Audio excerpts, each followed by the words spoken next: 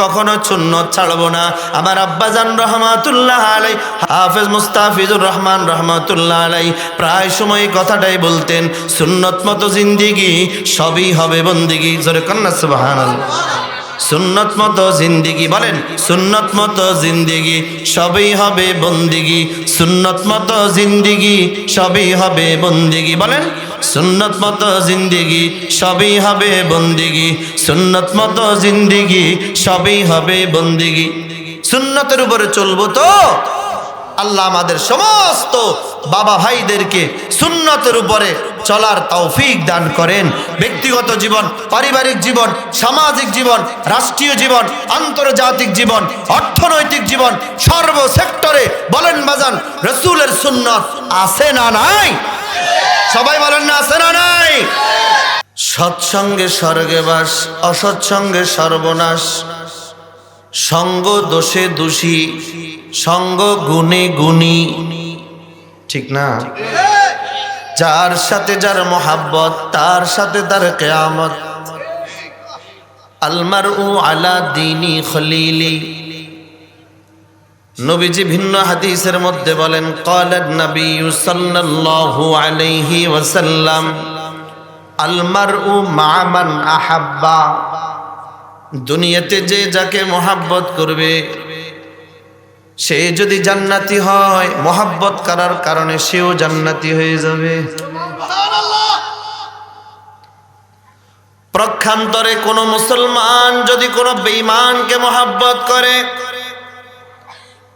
যেমন আমগোই বাংলাদেশে খেলা নিয়ে যে 6 লাভ চলে, আর্জেন্টিনার, ব্রাজিল, রোনালদো, মেসি, আরো কত কি আছে না? আচ্ছা বলেন তো এরা এই যে খেলোয়াড়গুলো ইমানদার না বেঈমান? সবাই বলে নাই।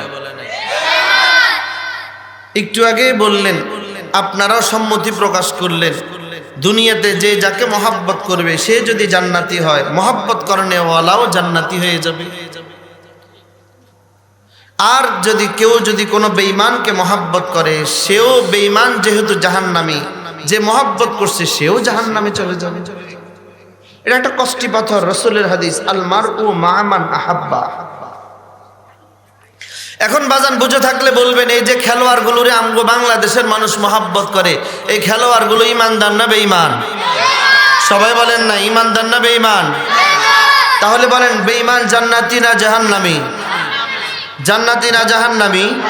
জাহান্নামী। তাহলে আমগো বাংলাদেশে খেলোয়াড় যাগুলার মহব্বত করছে সেরা তো জাহান্নামে গেছে, এরা মহব্বত করার কারণে এরাও জাহান্নামে যাবে, ঠিক কিনা বলেন না? আমগো বাংলাদেশে এই আর্জেন্টিনার, ব্রাজিল নিয়ে এক পাগলের কথা শুনছি আর কি, এই গলায় রশি দিয়ে আর কথায় দড়ি দিয়ে ফাঁসি দিয়ে মরে গেছে।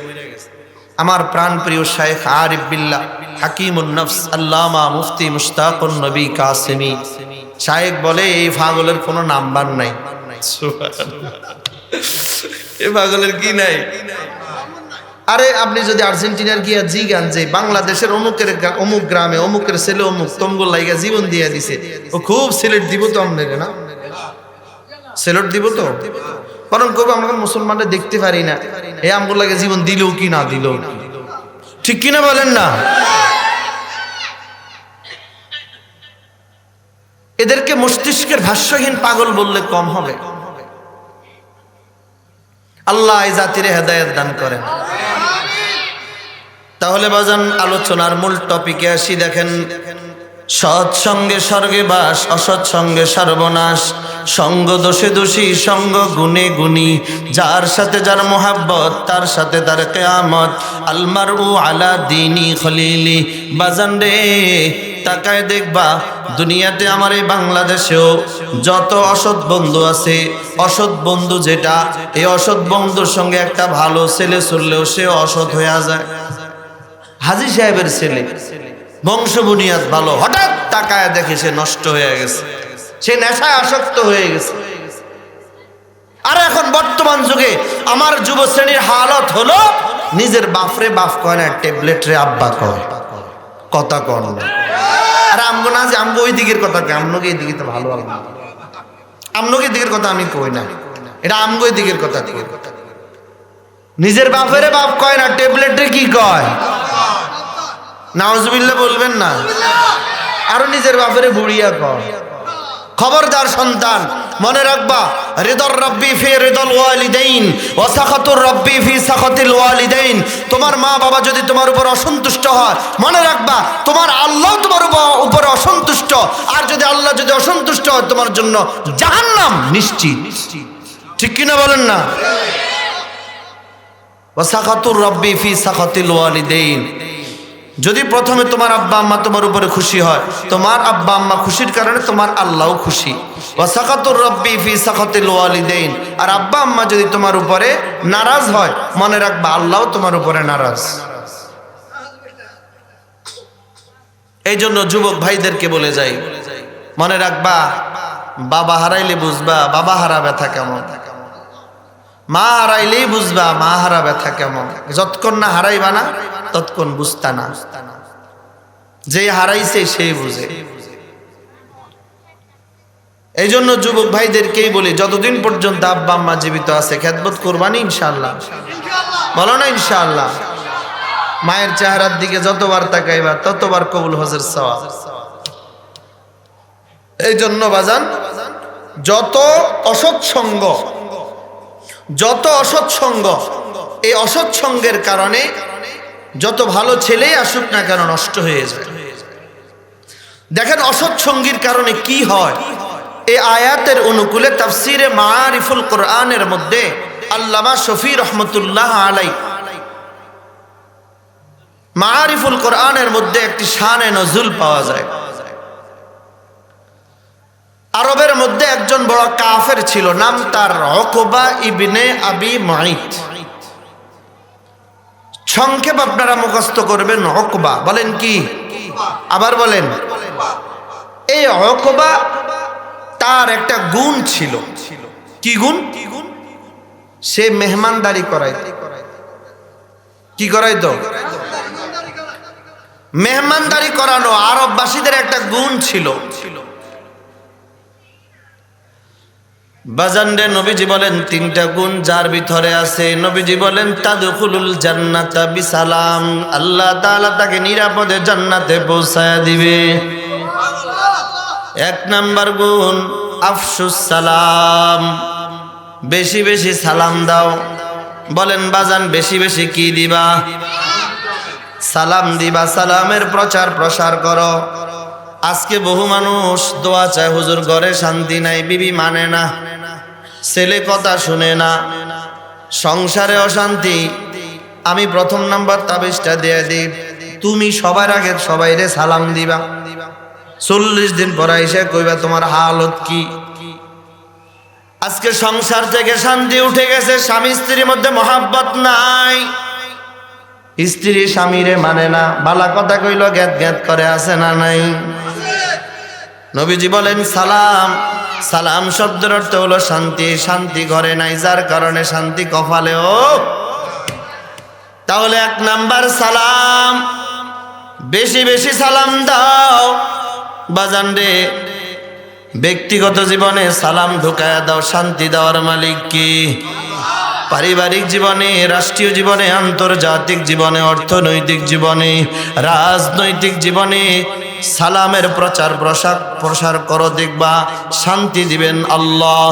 এক নাম্বার হলো আফসুস সালাম। 2 নাম্বার ওয়াতিমুত তাআম, মেহমানদারি করানো। ওই উকবার ভিতরে এই গুণটা আছে, মেহমানদারি করানো। বাজান এটা বড় দামি একটা আমল। যেই ঘরে মেহমান হয় বেশি, ওই ঘরে আল্লাহ তাআলা রিজিকের দুয়ার খুলে দেয়, রিজিকে বরকত বাড়ায়া দেয়। বাজান এইদিকে লম্বা চড়া কথা বলবো না, সামনেও গাই। 3 নাম্বার হলো ওয়াসাল্লু ওয়ান্নাসু নিয়ান, শেষ সাথে উঠে তাহাজ্জুদের মুসল্লায় মালিকের সাথে একটু সম্পর্ক করবা। নবীজি বলেন তাদখুলুল জান্নাতা বিসালাম, তুমি নিরাপদে আল্লাহর জান্নাতের মালিক হইয়া যাইবা। তাহলে এই 3টা গুণ কারা কারা অর্জন করবেন? 2টা হাত আল্লাহরে দেখায়া দেন। নারায়ে তাকবীর, নারায়ে তাকবীর। নিয়ত করছেন না ইনশাআল্লাহ? আল্লাহ সব বাবা ভাইদেরকে কবুল করেন, বলেন আমিন। তাহলে 2 নাম্বার হলো মেহমানদারি করানো উকবার ভিতরে গুণটা ছিল। উকবা বলে আমি প্রতি বছর মেহমানদারি করাই আরবের মধ্যে, প্রতি বছর ব্যবসা থেকে আইসা কিছু মুনাফাকে আমি আলাদা করে রাখি মেহমানদারি করানোর জন্য বাজান। উকবা ইবনে আবি মুঈত চিন্তা করলো এই বছর দেখি আরবের মধ্যে দামি দামি মেহমান কারা আছে, ওই দামি মেহমানদেরকে মেহমানদারি করাবো। উকবা ইবনে আবি মুঈত বহু চিন্তা করেছে, আরবের মধ্যে ঘুরে ঘুরে ঘুরে ঘুরে দেখেছে উকবা ইবনে আবি মুঈত একজন মক্কার মুশরিক ছিল। সে বলে আমি তাকায় দেখলাম, ঘুরে ঘুরে ঘুরে ঘুরে দেখলাম, আমি যত দামি মেহমানদেরকে ঘুরে ঘুরে দেখলাম দামি মেহমান দাওয়াত দিব, আমি ঘুরে ঘুরে একটাই রেজাল্ট পাইলাম, সর্বশ্রেষ্ঠ দামি মেহমান আব্দুল্লাহর বেটা মুহাম্মদের চেয়েও দামি মেহমান আমি কাহারও পাই নাই। একজন মক্কার মুশরিক কয় আব্দুল্লাহর বেটা মুহাম্মদের চেয়েও দামি মেহমান আর কেউ। বাজান রে তাফসীর মারিফুল কোরআনের মধ্যে লেখে আল্লামা শফি রহমাতুল্লাহ আলাইহি, উকবা ইবনে আবি মুঈত মায়ার নবীর বাড়ির দরওয়াজায় হাজির, ডাক দিয়া কয় আব্দুল্লাহর বেটা মুহাম্মদ, আমি উকবা আসছি তোমাকে দাওয়াত দেওয়ার জন্য, তুমি কি আমার দাওয়াত গ্রহণ করবা? সুবহানাল্লাহ। মায়ার নবী খুশি হয়ে গেছে। কেন রে বাজান, কেন খুশি হয়েছে একটু দেখেন। মায়ার নবী খুশি হয়েছে, হ্যাঁ আমি যদি উকবার বাড়িতে যাইতে পারি আর উকবার বাড়িতে যাইয়া উকবারে যদি কালেমা টানি পড়াইতে পারি। সুবহানাল্লাহ। বিশ্ব নবী রাহমাতুল লিল আলামিন দাওয়াত গ্রহণ করেছে বাজান। যেই মাত্র সব মেহমানগুলো উকবার বাড়িতে হাজির, মায়ার নবী লোকমা তুলবে, ইয়ামত অবস্থায় উকবারে ডাক দেয়া কয় উকবারে, আমি আব্দুল্লাহর বেটা মুহাম্মদ বিশ্ব নবী তোর বাড়িতে মেহমানদারি গ্রহণ করতেছি। এর আপনারা চিনবেন, মোটামুটি চিনবেন। উবাই হলো উকবা ইবনে আবি মুঈতের ছোট্টবেলার বন্ধু, অন্যদিকে উমাই ইবনে খলফের ছোট ভাই। উমাই ইবনে খলফ হলো যেই উমাইয়া আমার নবী মায়ার নবীকে, আমার নবী মায়ার নবী দয়ার নবীর কলিজার টুকরা নয়নমণি, মসজিদে নববীর মুয়াজ্জিন হযরতে বেলালের মালিক ছিল, এবং এই বেলালকে এই উমাইয়া দিন কি দিন, সপ্তাহকে সপ্তাহ, মাসকে মাস অত্যাচার করেছে। নাউযুবিল্লাহ। ওই উমাইয়ার ভাই উবাই। উকবা হলো উমাইয়ার ছোট ভাই, ছোট্টবেলার বন্ধু। বলতেছে বন্ধু তুই নাকি এতিম মুহাম্মদের কালেমা পড়ছো। নাউযুবিল্লাহ বলবেন। তুমি নাকি এতিম মুহাম্মদের কালেমা পড়ছো। আমি তোমার ছোট্টবেলার বন্ধু বলছি, শুনে রাখো, যতক্ষণ পর্যন্ত আমি উবাইয়ের শরীরের মধ্যে রক্ত থাকবে, আর যদি তুমি এতিম মুহাম্মদের কালেমা নিয়ে চলার ইচ্ছে থাকে, আমার গর্দান আগে আলাদা করবা, এরপরে এতিম মুহাম্মদের কালেমার উপরে চলবা। নাউযুবিল্লাহ বলে। দেখছেন বাজান, অসৎ বন্ধু নবীজির হাতে কালেমা পড়ছিল, কিন্তু এই অসৎ বন্ধু যখন ধমকের সুরে বলছে, তার মন সরে যাচ্ছে। দেখেন তখন উকবা বলে কি বলে, উবাই তুই না আমার ছোট্টবেলার বন্ধু, তুই হলি আমার ছোট্টবেলার বন্ধু, তুই রাগ করিস না। আমি না মুহাম্মদের কালেমা মন থেকে পড়ি নাই। নাউযুবিল্লাহ বলবেন না। এই প্রথম নাম্বার, অসৎ বন্ধুর কারণে কালেমাটা প্রত্যাখ্যান করছে। 2 নাম্বার, উবাই বলে আমার বিশ্বাস হয় না। বন্ধু কেমনে করলে বিশ্বাস হবে কম? বলে আমার সামনে তুই যদি মুহাম্মদের কালেমা মুহাম্মদকে ফিরাইয়া দিতে পারো তাহলে আমার বিশ্বাস হবে। নাউযুবিল্লাহ বলে। বাজানরে দেখেন, ভাগ্যের সেই নির্মম পরিহাস, দুঃখজনক হলেও সত্য রে বাজান। উকবা ইবনে আবি মুঈত উকবা ইবনে আবি মুঈত, উবাই ইবনে খলফ সহ তারা দুইজন মিলা নবীজির বাড়ির দরওয়াজায় হাজির। নবীজি তাদেরকে দেখে খুশি হয়ে গেছি। ভাবছিল উকবাও কালেমা পড়েছে, উকবাও কালেমা পড়েছে, আজকে উবাইরও কালেমা পড়ানোর জন্য নিয়ে আসছে। বাজানরে নানা, ভাগ্যের সেই নির্মম পরিহাস। যেই মাত্র মায়ার নবী উকবার সামনে হাজির, উবাই ডাক দিয়া বলতেছে উকবারে, তুই যদি আমার সামনে এখন মোহাম্মদের কালেমা ফিরায়া দাও তাহলে আমার বিশ্বাস হবে। উকবা ডাক দিয়া কয়, মুহাম্মদ, আমি তোমার কালেমা রাখতে পারলাম না, আমি তোমার কালেমার উপরে চলতে পারলাম না, তোমার কালেমা তোমারে ফিরায়া দিলাম। বাজান রে, অসৎ বন্ধুর কারণে কি হয় তাকায় দেখো। শুধুমাত্র মায়ার নবীকে কালেমা ফিরায় দিছে, এখানেই শেষ নয়। তাফসীরে মারিফুল কোরআনের মধ্যে আল্লামা শফি রহমতুল্লাহ আলাইহি লেখে, যেই মাত্র মায়ার নবী তার সামনে দাঁড়ানো উকবা ইবনে আবি মুঈত, যেই মায়ার নবীর চেহারার দিকে তাকায়া হযরত আবু বকর কালেমা পড়ছে, জান্নাতি হয়ে গেছে। হযরত আলী মায়ার নবীর চেহারার দিকে তাকায়া কালেমা পড়ছে, জান্নাতি হয়ে গেছে। হযরত আবু বকর মায়ার নবীর চেহারার দিকে তাকায়া কালেমা পড়ছে, জান্নাতি হয়ে গেছে। বাজান রে, যেই শরীরের মধ্যে মশা মাছি পর্যন্ত বসা হারাম, ওই শরীরের মধ্যে বেঈমান কাফের গুলো তো বিভিন্ন সময় আঘাত করেছে, কিন্তু উকবা ইবনে আবি মুঈত মায়ার নবীর চেহারার দিকে তাকাইয়া ওই অসৎ বন্ধুর কারণে এক পর্যায়ে মায়ার নবীর চেহারার দিকে তাকায়া থুতু পর্যন্ত নিক্ষেপ করছে। জোরে কান্না নাউযুবিল্লাহ। বাজানের কারণ হলো একটা অসৎ সঙ্গে সর্বনাশ, সঙ্গ দোষে দোষী হয়। বাজান রে, আলমারু আলা দীনি খলিলি, বন্ধুটা যেমন হয় অপর বন্ধুটাও তেমন হয়ে যায়। কিন্তু মায়ার নবীর হাতে হাত রেখেও কালেমা পড়ছে, কালেমা রাখতে পারে নাই অসৎ বন্ধুর কারণে। বলেন বাজান, কার কারণে? অসৎ বন্ধুর কারণে। মায়ার নবীর চোখ বেয়ে বেয়ে পানি পড়ে, নবীজি কান্নায় ভেঙে পড়লেন। আল্লাহ তাআলা জিবরাইল আমিনকে ডাক দেয়া কয়, রে জিবরাইল, যাও আমার বন্ধুকে সান্ত্বনার বাণী শোনাও, আমার বন্ধুকে সান্ত্বনার বাণী শোনায়া দাও। এই যে সূরা ফুরকানের 27 এবং 28 আয়াতে কারিমা তখন অবতীর্ণ হয়, ওয়া ইয়াউমা ইয়া'আদ্দুজ যালিমু আলা ইয়াদাইহি ইয়াকুল ইয়া লাইতানি ইত্তাখাযতু মা'আর রাসূলি সাবিলা ইয়া ওয়াইলাতা লাইতানি লাম আত্তাখিজ ফুলানান খলিলা।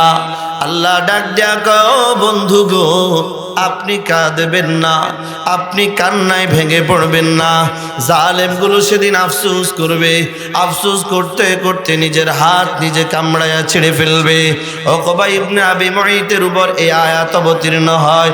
বাজান রে, আপনাদেরকে এই খোলা পয়গামটা আপনাদেরকেও শোনায়া দেই। 1400 বছর পর আপনার জন্ম হলো বাংলাদেশে, আপনি 1400 বছর পরে জমিনে ভূমিষ্ঠ হয়েছেন।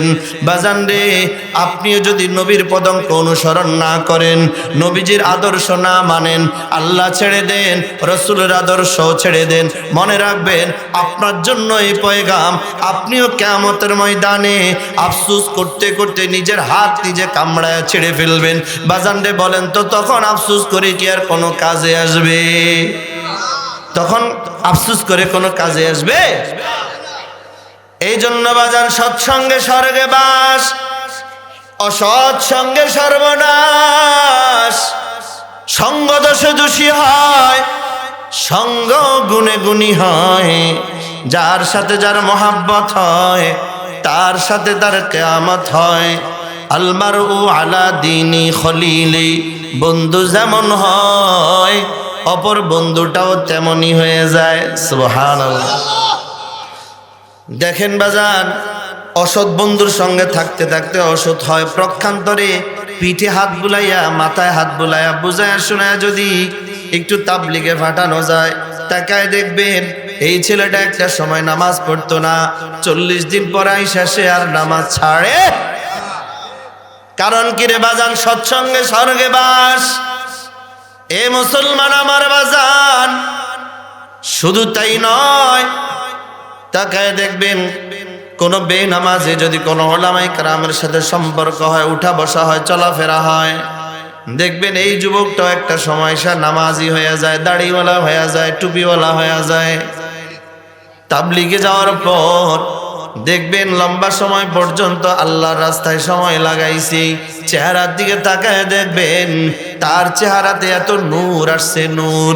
এখন তারে দেখতে হুজুরের মতো লাগে। কথা কন না, তার দিকে তাকাইলে এখন হুজুরের মতো লাগে। মাঝে মাঝে ভয় পায়, আমি তো সাধারণ মানুষ, কোথাও গেলে যদি ইমামতির লাইগা লাগায়া দেয়। তার মানে মূল কথা হলো সৎসঙ্গে স্বর্গে বাস। এ মুসলমান আমার বাজান, আমি মাঝে মাঝে বলি হযরত আলীর বাড়ি নবীর বাড়ির সঙ্গে হযরত আবু বকর নবীজিকে দেখছে, দেখে দেখে কালেমা পড়ছে, দিন শিখছে, আল্লাহ চিনছে, জান্নাতি হয়ে গেছে। হযরত ওমর মায়ার নবীরে দেখছে, দিন শিখছে, মায়ার নবীর চেহারার দিকে তাকায় তাকায় কালেমা পড়ছে, জান্নাতি হয়ে গেছে। সব সাহাবীরা যারা ঈমান অবস্থায় মায়ার নবীকে দেখেছে, তারা নবীর সঙ্গে জান্নাতে থাকবে। বাজান রে, 1400 বছর পরে আমার আর আপনার জন্ম বাংলাদেশে। দেরিতে জন্ম হওয়াটা কি আমাদের অপরাধ? কথা কন, দেরিতে জন্ম হওয়া কি আমাদের অপরাধ? হ্যাঁ, তাহলে আমরাও তো চাই নবীর সঙ্গে জান্নাতে যাইতে। নবী তো সবার নবী, সাহাবীদের নবী, আবু বকর, ওসমান, আলী সকলের নবী, আমাদেরও নবী। তারা যেমনে নবীর সঙ্গে জান্নাতে থাকবে, আমরাও তো চাই নবীর সঙ্গে জান্নাতে যাইতে। কথা কন ঠিক না বেঠিক? সবাই চান তো নবীর সঙ্গে জান্নাতে যাইতে।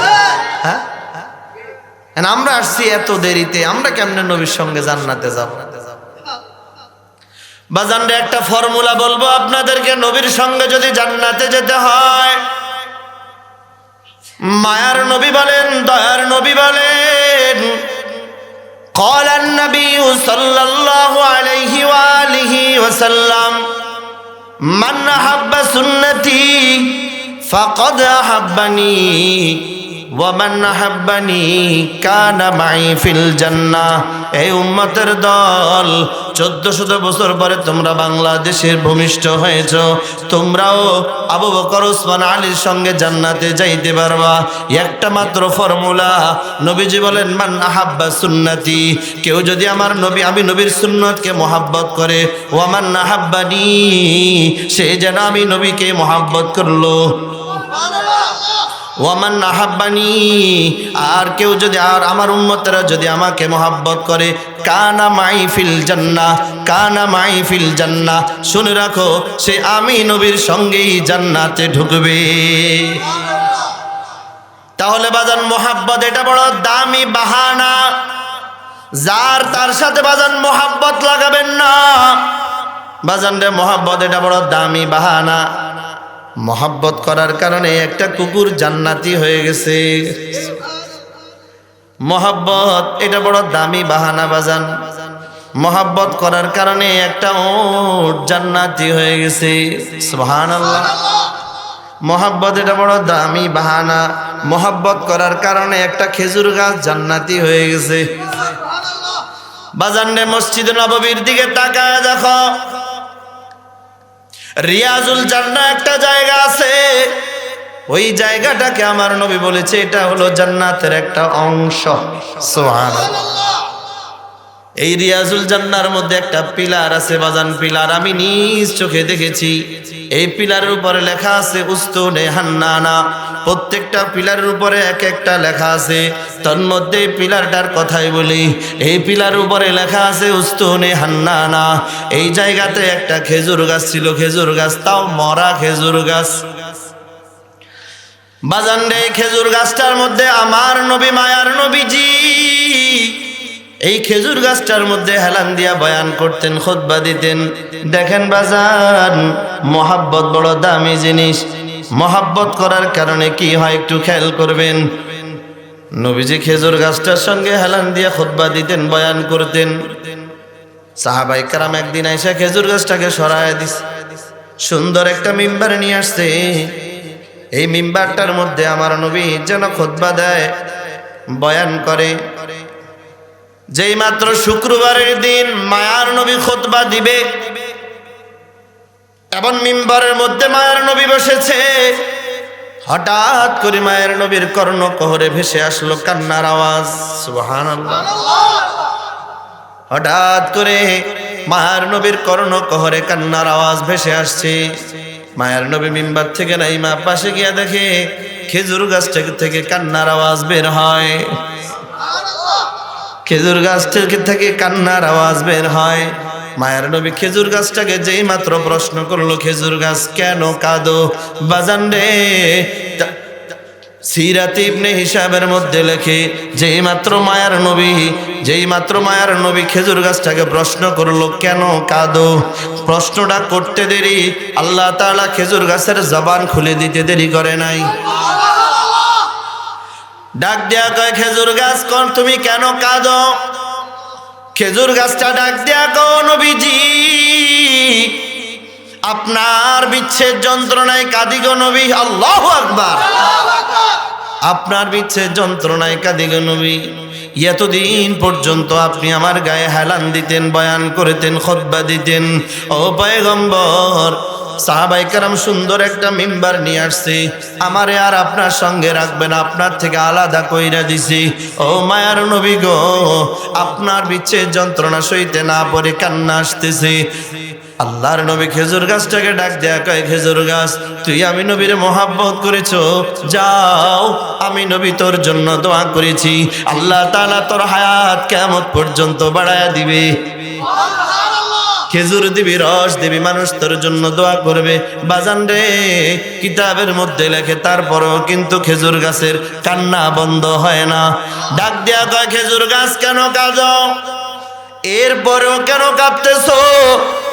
খেজুর গাছ নবীজিরে ডাক দেয়া কয়, নবী গো, আমার হায়াত আল্লাহ কিয়ামত পর্যন্ত বাড়ায়া দিবে, আমি খেজুর দিব, রস দিব, সব তো ঠিক আছে, কিন্তু একটা সময় তো এমন হয়ে যাবে, আপনি তো হলেন রাহমাতুল লিল আলামিন, আপনি তো হবেন সমস্ত নবীদের সরদার, আপনার জান্নাতে মকাম হবে আলা মকাম, আপনি তো অনেক জান্নাতের উঁচু জায়গায় থাকবেন, কিন্তু আমি আপনার আশিক, খেজুর গাছটা যখন আপনাকে দেখার ইচ্ছে করব, তখন আপনাকে কিভাবে দেখব গো নবী? খেজুর গাছটা ডাক দিয়া কয়, ও খেজুর গাছ, আমি আপনাকে যখন দেখার ইচ্ছে করব কিভাবে দেখব?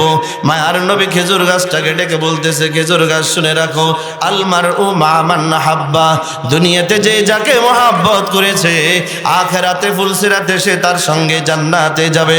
শুনে রাখো, আমি নবী বললাম যখন আমি নবী জান্নাতের দিকে রওনা হয়ে যাব, শুনে রাখো আমি নবী বললাম তুমি খেজুর গাছটাকে নিয়েই জান্নাতে ঢুকবো। তাহলে বাজান, মোহাব্বত এটা অনেক দামি বাহানা, দামি বাহানা। বাজান রে, যারে তারে মোহাব্বত কইরেন না, মায়ার নবীর সাথে মোহাব্বত লাগান সুন্নতের মাধ্যমে। মান আহাব্বা সুন্নতি ফাকাদ আহাব্বানি ওয়া মান আহাব্বানি কানা মাই ফিল জান্নাহ, কানা মাই ফিল জান্নাহ।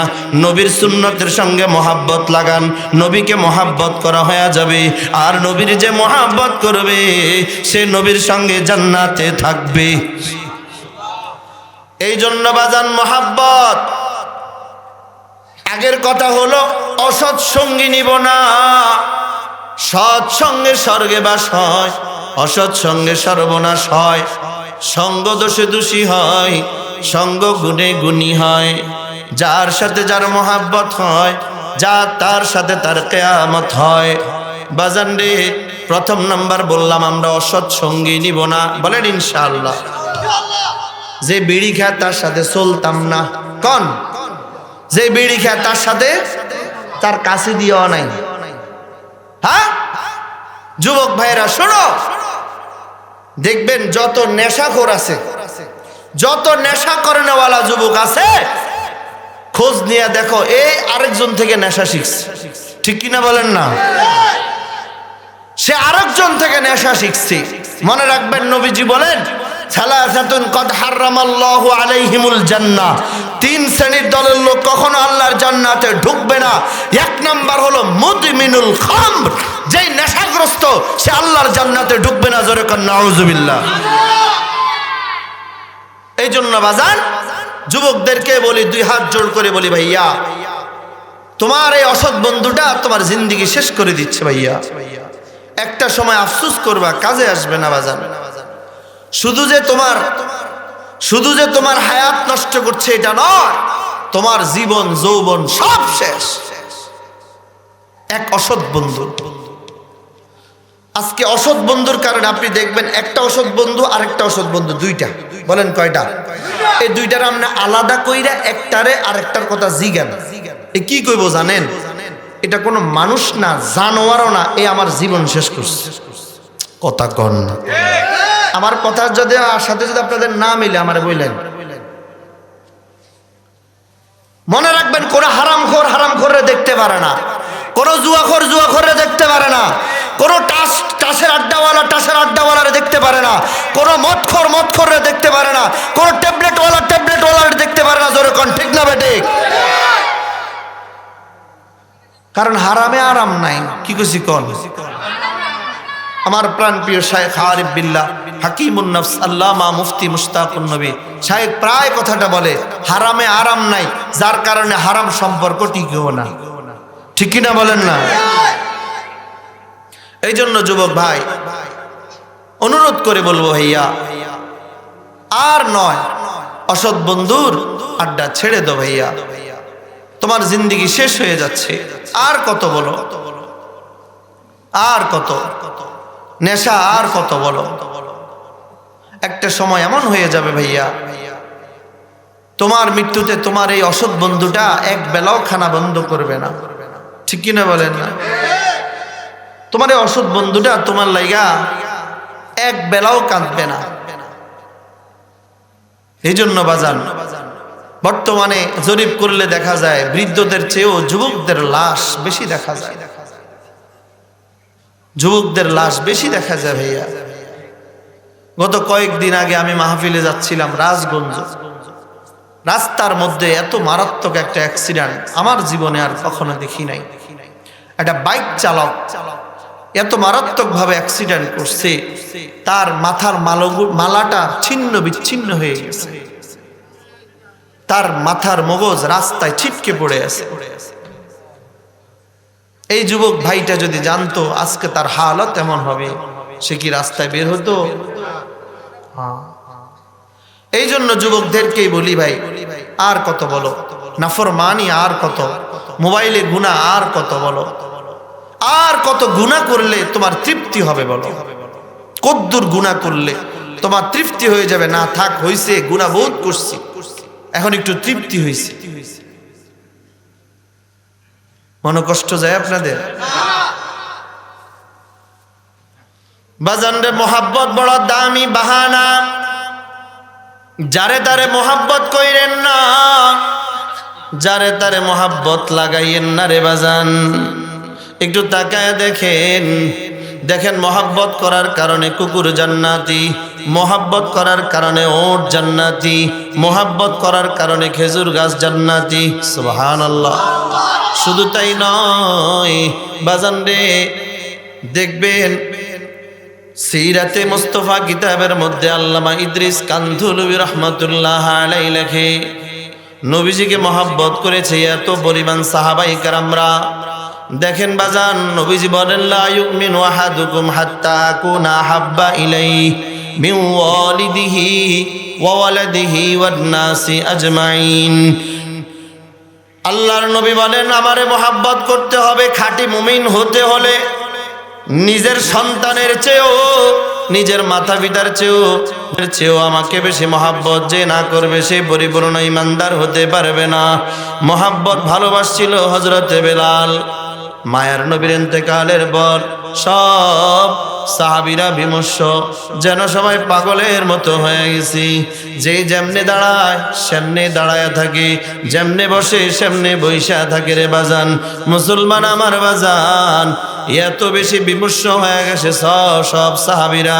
হযরতে বেলাল একটা গাটুরি বাইন্দা হযরতে আবু বকরকে ডাক দিয়া কয়, আবু বকর বিদায় দাও, আর মদিনায় থাকবো না। বলে কেন যাচ্ছ? তোমার আজান শুনলে তো এখন মনে হয় নবীজি জীবিত আছে। সুবহানাল্লাহ।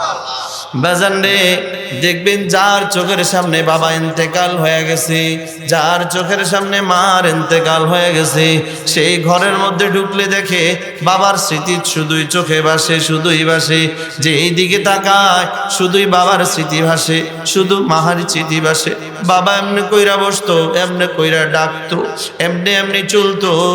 বাবার কথা শুধুই স্মৃতিগুলো ভাসে, শুধুই স্মৃতিগুলো ভাসে।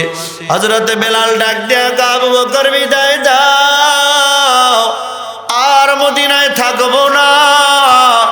কারণ যেই দিকে তাকাই সেই দিকে শুধু মায়ের নবীর স্মৃতিগুলো ভাসে, আমি আর মদিনায় থাকবো না। হযরত আবু বকর ডাক দেয়া কয়, যদি অর্থনৈতিক সমস্যা হয় বাইতুল মাল থেকে তোমাকে বেতন ধার্য করে দিব, তারপরেও তুমি যেও না। কিন্তু বেলাল কোনোভাবে মানছিল না। চলে গেল দামেস্ক নামক শহরে। সেখানে লম্বা সময় পর্যন্ত থাকার পর এক রাতে নবীজির স্বপ্নে দেখছি। নবীজি ডাক দিয়া কয়, বেলাল রে, এটা কেমন জুলুম, আমি নবীর কথা কি তোর একটু মনে পড়ে না? সুবহানাল্লাহ। বেলাল ঘুম থেকে উঠে পেরেশান হয়ে গেছে। নবীজির কাছে আসার জন্য, মসজিদে নববীতে আসার জন্য পেরেশান হয়ে গেছে। সেই দামেস্ক থেকে হাঁটি হাঁটি পা পা করে একেবারে মদিনায় আইসা, তখন কিন্তু এইভাবে আবদ্ধ ছিল না, তখন ছিল কাঠের জালি ছিল।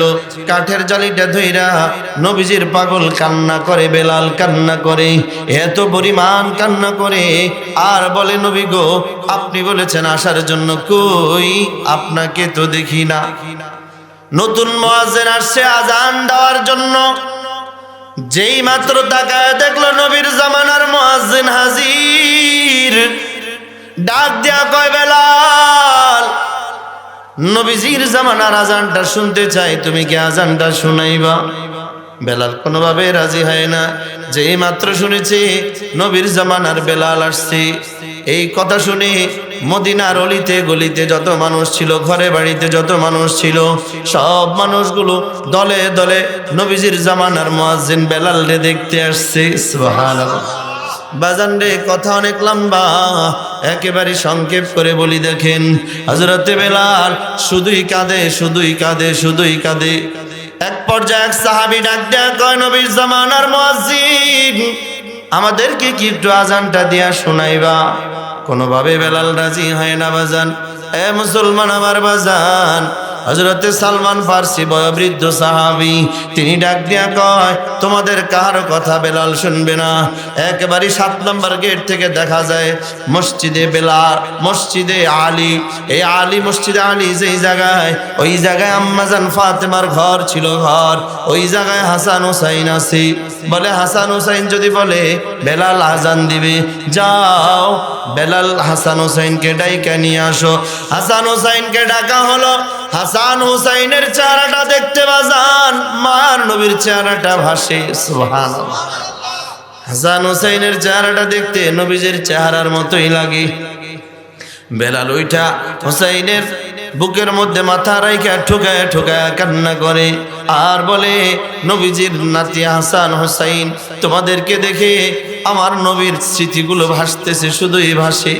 একটা পর্যায়ে হাসান হুসাইন বলল, নবীর জামানার মুয়াজ্জিন বেলাল, আমাদেরকে কি একটু আজানটা দিয়া শুনাইবা? বাজান রে, সিরাতে কিতাবের মধ্যে লেখে, হযরতে হাসান হুসাইনের কথা শুনে মায়ার নবী নিষেধ করতে পারলেন না। শেষ পর্যন্ত হযরতে বেলাল আজান শুরু করলেন।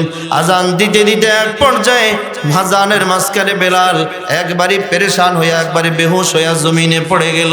এরপরে আযানটার পরিপূর্ণ দিতে পারলেন না। দেখেন মায়ার নবীর ভালোবাসায় মহাব্বত এত কাতর সাহাবাই কেরাম সব সাহাবীরা বিমর্ষ। একমাত্র মায়ার নবীর হারানো বেদনা, কোন সাহাবীদের চুলায় আগুন জ্বলে না, সব সাহাবীরা যেন পাগলের মতো হয়ে গেছে। এই হলো দেখেন মায়ার নবীর মহাব্বত তাদের কলিজায়। মুসলমান আমার বাজান, তাহলে মহাব্বত এটা এত এত এত এত দামি, মহাব্বতের কারণে একবারই তিতা মিডা হয়ে যায়। সুবহানাল্লাহ। মহাব্বত এটা বড় দামি বাহানা বাজান রে। মহাব্বত নবীর সঙ্গে লাগাইতে হবে সুন্নতের মাধ্যমে। বলেন বাজান কিসের মাধ্যমে? সুন্নতের মাধ্যমে। যে মহাব্বতটা লাগাবে সেও নবীর সঙ্গে জান্নাতে থাকবে। দারুল উলুম দেওবন্দের খবর নিয়ে দেখো বাজান, দারুল উলুম দেওবন্দের প্রতিষ্ঠাতা মুহতামিম কাসেম নানুতুবি রহমাতুল্লাহ আলাইহি দেখেন সুন্নতের কারণে কেমন দামি হয়ে গেছে। মনোযোগ আছে? আছে সবার মনোযোগ? আল্লাহু আকবার বলেন। আরেকটু জোরে বলেন না আল্লাহু আকবার। দেখেন বাজান সুন্নতের কারণে কেমন দামি হয়ে গেছে। দারুল উলুম দেওবন্দের প্রতিষ্ঠাতা মুহতামিম কাসেম নানুতুবি রহমাতুল্লাহ আলাইহি কত দামি তিনি জানেন? উনারে স্বপ্ন যুগে নবীজি দেখাইছে, এমনি কইরা পুরা বাউন্ডারিটা দেখায় দিছে, এইভাবে এই জায়গায় মাদ্রাসা করবা। কাসেম নানুতুবি ঘুম থেকে উঠা দেখে আসলেই তো নবীজি যেমনে কইরা দেখাইছে এমনি দাগ পড়ে আছে। সুবহানাল্লাহ। কাসেম নানুতুবি রহমাতুল্লাহ আলাইহি দারুল উলুম দেওবন্দের প্রতিষ্ঠাতা মুহতামিম। ওই দারুল উলুম দেওবন্দের একজন শিক্ষক ছিল, নাম তার ইউনুস রাহিমাহুল্লাহ তাআলা। ওনার কাছে একজন দারুল উলুম দেওবন্দ গ্রামের একজন সাধারণ মানুষ আসছে।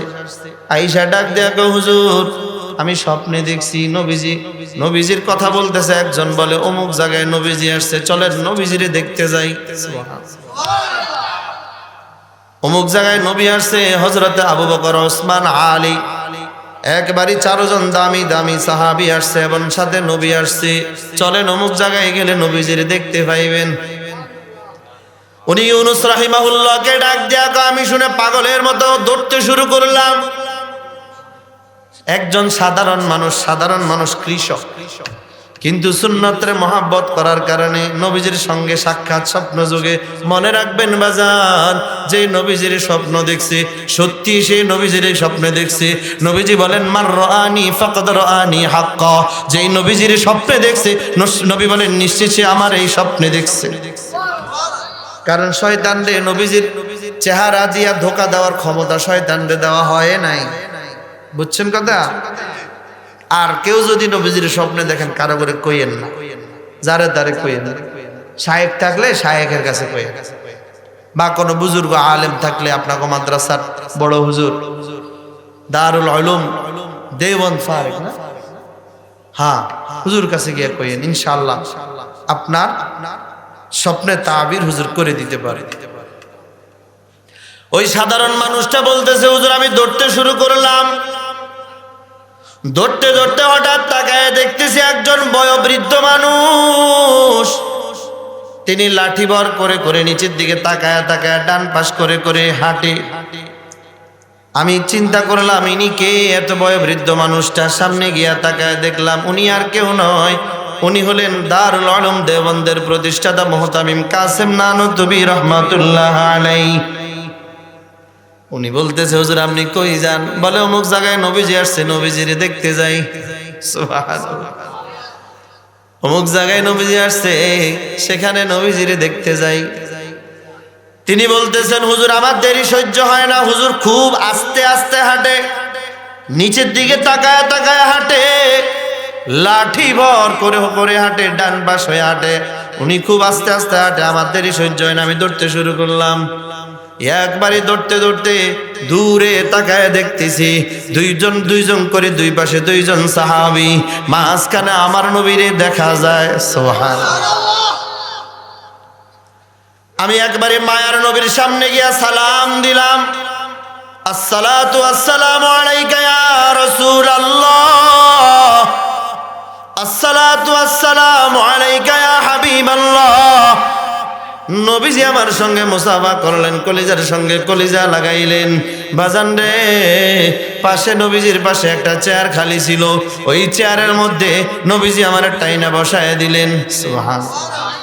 তিনি বলতেছে, হুজুর আমার চিন্তা লাইগা গেল, আর তো কোনো চেয়ার খালি নাই, কারণ কাসেম নানুতুবি রহমতুল্লাহ আলাইহি আসতেছে।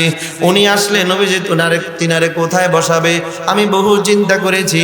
অনেকক্ষণ পরে তাকায় দেখতেছি কাসেম নানুতুবি রহমতুল্লাহ আলাইহি লাঠি ভর করে করে করে নিচের দিকে তাকায়া তাকায়া ডান পাশ হইয়া খুব আস্তে ধীর কদমে কদমে হাঁটি হাঁটি আসতেছে।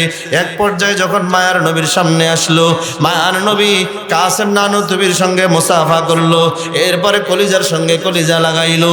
বহু চিন্তা করার পর আমি চিন্তা করলাম এখানে কারে উঠাবে, কারে বসাবে। এক পর্যায়ে তাকায় দেখতেছি মায়ার নবী নিজের চেয়ারের উপরে বসছে। বসার সাথে সাথে এক পর্যায়ে তাকায় দেখতেছি কাসেম নানুতুবি রহমাতুল্লাহ আলাইহিকে মায়ার নবীর কোল মোবারকে বসায়া দিছে।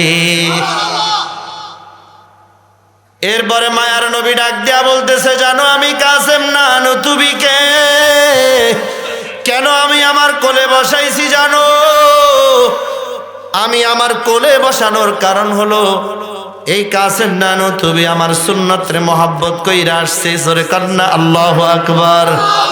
ধীর কদমে হাঁটা এটা আমি নবীর সুন্নত, ডান পাশ হয়ে হাঁটা এটা আমি নবীর সুন্নত, লাঠি বার করে হাঁটা এটা আমি নবীর সুন্নত।